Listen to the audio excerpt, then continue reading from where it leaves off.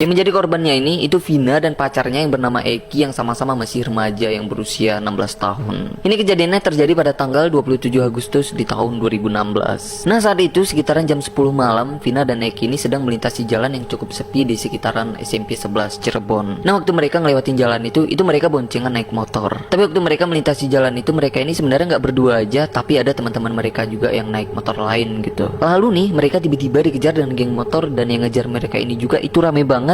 Bukan cuma dikejar, tapi mereka ini juga dilempar pakai batu. Tapi nih waktu itu geng motor ini cuma fokus ngejar si Vina dan Eki.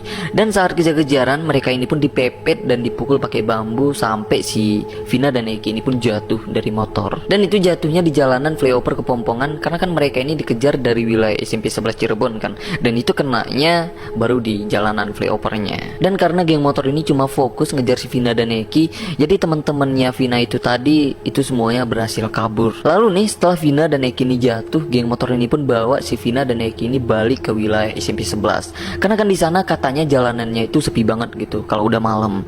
Karena geng motor ini mau mengeksekusi mereka di wilayah itu. Dan sampai di wilayah itu Vina dan Eki ini pun dikeroyok, dan ada juga yang mukul mereka. Itu yang mukul mereka menggunakan bambu dan pedang. Dan pengeroyokan itu awalnya cuma fokus ke Eki. Itu Eki pun langsung dimatikan di saat itu juga. Nah, setelah Eki ini nggak bernyawa, geng motor ini melakukan aksi yang gila banget ke Vina, yang mana semua geng motor ini yang berjumlah 11 orang itu melakukan aksi pelecehan ke Vina secara bergantian. Dan itu dilakukan persis di samping mayatnya Eki yang pacarnya. Setelah mereka puas nih menggitukan si Vina ini, mereka ini pun membunuh Vina dengan memukul kepala Vina ini dengan menggunakan bambu. Itu sampai kepala Vina ini lunak karena pecah. Setelah si Vina dan Eki udah benar-benar gak bernyawa lagi, geng motor ini pun bawa jasad mereka dan motornya balik ke jalanan flyover itu tadi. Yang tujuannya untuk alibi mereka yang seolah kalau Vina dan Eki ini itu tewas karena mengalami kecelakaan, karena menabrak trotoar dan tiang lampu yang ada di jalanan flyover itu. Dan setelah itu pastinya mereka ninggalin mayat Vina dan Eki kayak gitu aja di jalanan flyover itu. Lalu beberapa jam kemudian, yang masih di malam itu juga, tubuh Vina dan Eki ini pun ditemukan oleh pengguna jalan lain yang sedang melintasi jalanan flyover itu. Karena emang bentukan mereka ini kayak kecelakaan kan. Jadi awalnya mereka ini emang dianggap mengalami kecelakaan di jalanan flyover itu. Dan singkat cerita nih, tubuh Vina dan Eki ini pun dibawa keluarganya masing-masing. Dan besoknya nih, pada tanggal 28 Agustus, Vina dan Eki ini pun langsung dikuburkan. Karena saat itu belum ada yang tahu kan kalau mereka ini sebenarnya itu bukan kecelakaan. Lalu nih soal teman-temannya Vina yang awalnya sempat ikut dikejar juga, kalian masih ingat kan? Yang mana teman-temannya ini itu berhasil kabur. Nah, mereka ini saat itu melapor ke polisi dan menjelaskan kalau sebenarnya Vina dan Eki itu meninggal bukan karena mengalami kecelakaan, tetapi dibunuh dengan geng motor yang ngejar mereka. Nah, ternyata nih pengakuan dari teman-temannya Vina ini, ternyata geng motor yang ngejar mereka itu teman nongkrongnya si Eki. Dan mereka juga kenal dengan geng motor yang ngejar mereka itu. Jadi karena kenal itu memudahkan polisi kan untuk nyari pelakunya, karena pastinya polisi udah nyimpen namanya, alamatnya, bahkan fotonya juga. Jadi saat itu polisi pun langsung nyari geng motor itu yang sebagai pelakunya. Dan saat itu juga polisi pun langsung membuka kasus ini, dan 3 hari kemudian, tepatnya pada tanggal 31 Agustus, polisi pun langsung menangkap 8 orang yang merupakan dari geng motor itu. Lalu beberapa hari kemudian, tepatnya pada tanggal 6 September, kuburan Vina dan Eki ini pun terpaksa digali untuk melakukan penyelidikan otopsi yang pastinya agar polisi mengetahui secara pasti penyebab kematian dari Vina dan Eki ini. Setelah tubuh mereka diotopsi, akhirnya ketahuan kan ada beberapa luka yang emang nunjukin kalau mereka ini meninggalnya bukan karena kecelakaan. Dan terlebih di Miss Vina ini ditemukan jejak pemerkosaan. Tapi soal hasil otopsinya itu nggak ada informasi lengkapnya. Tapi kalau menurut aku nih ya, mereka ini terbukti telah melakukan pembunuhan ke Vina dan Eki itu karena mereka sempat memperkosa Vina kan. Jadi di Miss Vina ini pasti ditemukan sperma. Jadi polisi tinggal mencocokkan aja gitu sperma yang ada di Miss Vina ini dengan DNA pelakunya. Jadi kalau memang cocok sperma yang ada di Miss Vina ini dengan DNA pelakunya, ya udah gitu. Jadi mereka lah pelakunya. Tapi nih soal hasil otopsinya ini cuma asumsi aku aja, nggak usah terlalu dibawa serius. Karena sebenarnya aku juga bingung gitu, karena nggak ada yang jelasin soal hasil otopsinya. Tahu-tahu mereka ini terbukti aja gitu udah membunuh, tapi buktinya itu nggak dijelasin. Tapi biasanya aku emang sering baca-baca soal kasus beginian. Jadi kalau emang ada cairan tubuh atau rambut atau bulu-buluan dari pelakunya yang tertinggal, itu bisa menjadi jejak atau pelakunya ini udah ninggalin jejak gitu. Jadi itu mempermudah polisi untuk melakukan penyelidikan khususnya kasusnya dengan cara mencocokkan DNA-nya. Mungkin kayak gitu juga proses terbuktinya pelakunya yang 8 orang ini. Mungkin sih. Oh ya, sebenarnya pelakunya ini bukan cuma 8 orang, tapi ada 11 orang. Tapi 3 orang lagi itu belum ketangkap dan sampai sekarang itu statusnya masih DPO gitu, atau daftar pencarian orang. Bahkan nih katanya termasuk otak dari kasus ini itu belum ketangkap juga. Jadi dari ketiga orang yang belum ketangkap, salah satunya otak dari kasus ini yang bernama Egy.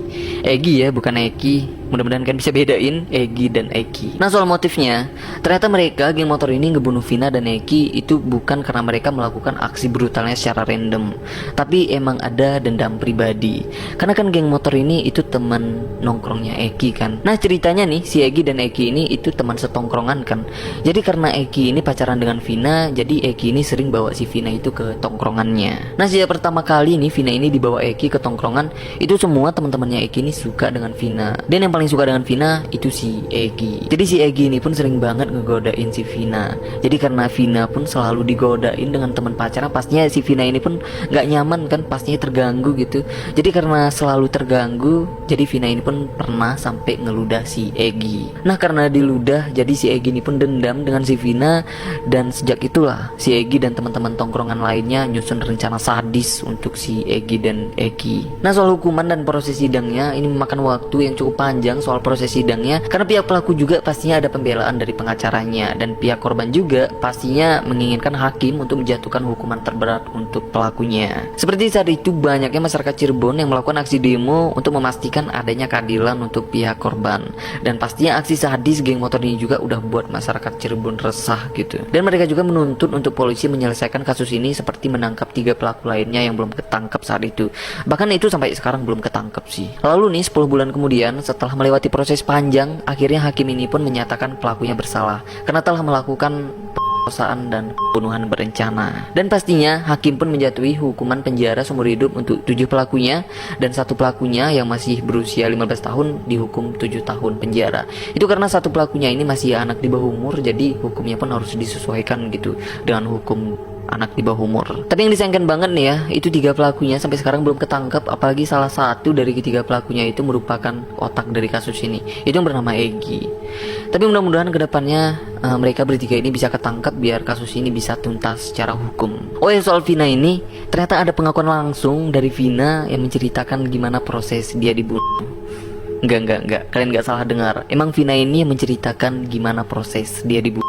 Karena nih pada tanggal 12 September di tahun 2016 atau sebulan setelah Vina ini meninggal, temannya Vina ini kerasukan roh Vina, yang mana saat itu seolah Vina ini nunjukin gimana nggak tenangnya dia karena kematiannya yang nggak wajar. Bahkan rohnya juga menceritakan gimana proses dia diperlakukan dengan para pelakunya. Nah, untungnya nih ada rekaman audionya saat temannya Vina ini kerasukan, dan itu direkam langsung dengan keluarganya temannya Vina ini.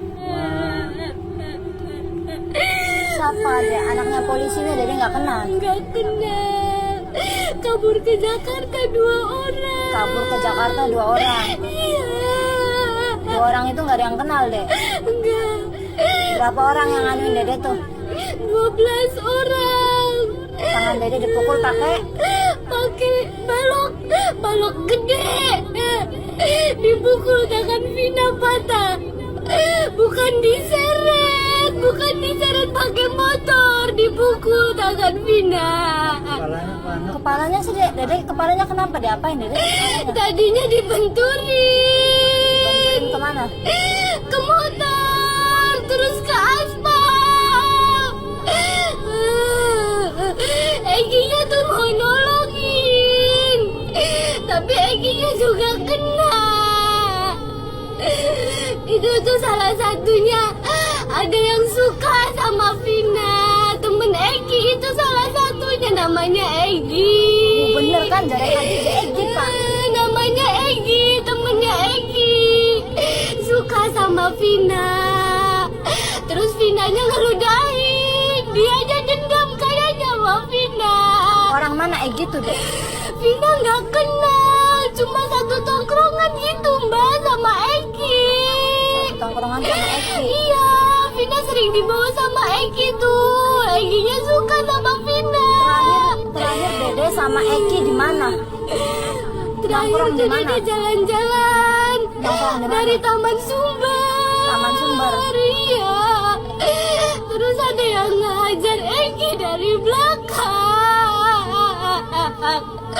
Motornya jatuh. Terus Dede nggak tahu pingsan. Bangun-bangun mata Dede ditutup. Terus Dede lagi diperkosa, Mbak. Orangnya udah ketangkep deh, orangnya udah ketangkep. Masih belum semua, Mbak. Iya belum semua, tapi ini lagi dicariin lagi deh, lagi dicariin sama bapaknya Eki. Jangan ketipu, Mbak. Vina sama Eki nggak digeret pakai motor, tapi tangannya dipukul pakai balok, Mbak.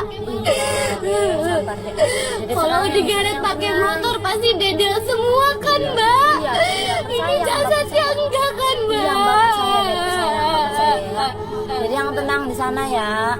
Ini lagi diusahain sama bapaknya Eki, sama Mbak Neng, semua lagi dicariin. Sama Hadi juga lagi dicariin deh. Jadi Vina tahu tuh mau Hadi kan? nikah sama Eki tuh, Iya, Mbak. tahu. Vina tuh udah mau serius sama Eki, Mbak. Vina mau ketemu mama, Mbak. Mamanya susah, mama di sana nangis aja kasihan.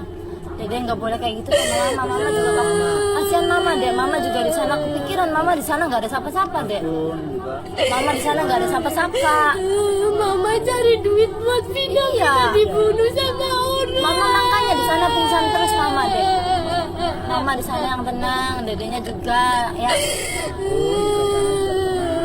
Mbak, matiin semua, Mbak. Matiin semua deh, Mbak matiin Vina semua. dendam, Mbak matiin semua buat Dede. Nah itu dia rekamannya. Tapi nih ada beberapa perbedaan penjelasan dari pengakuan Vina ini dengan hasil penyelidikan polisinya. Misalnya kayak korbannya gitu, yang mana Vina ini mengatakan kalau pelakunya itu ada 12 orang, tapi menurut dari hasil penyelidikan polisi itu korbannya ada 11 orang. Mungkin sih Vina ini cuma ngira-ngira aja gitu, karena nggak mungkin banget kan kalau Vina ini sempet ngitung berapa pelakunya saat kejadian terjadi, nggak mungkin banget kan. Dan polisi juga pastinya melakukan penyelidikan soal kasus ini itu sama sekali nggak mengacu dengan rekaman itu. Tapi nih ya, dari hasil penyelidikan polisi seperti pengakuan pelakunya itu banyak kesamaan dari pengakuan Vina ini juga. Misal soal Egi yang diludah dengan Vina ini itu ada dijelasin juga kan dengan rohnya Vina. Dan si Vina ini juga menjelaskan sekilas kan soal kronologi kejadiannya, dan itu sama persis dengan pengakuan pelakunya. Jadi kalau emang kerasukannya dibuat-buat, harusnya temennya Vina ini nggak tahu secara utuh kan gimana kronologi kejadiannya, karena nggak ada saksi kan. Jadi yang tahu soal kronologi kejadiannya ini itu cuma Egi, Vina, dan juga 11 pelakunya aja. Ya nggak sih? Tapi aku nggak tahu menurut kalian gimana nih soal kerasukannya Vina ini. Mungkin kalian di sini ada tetangganya, saudaranya, atau mungkin kalian tahu soal kejadian ini secara langsung. Please jelasin aja di kolom komen di bawah.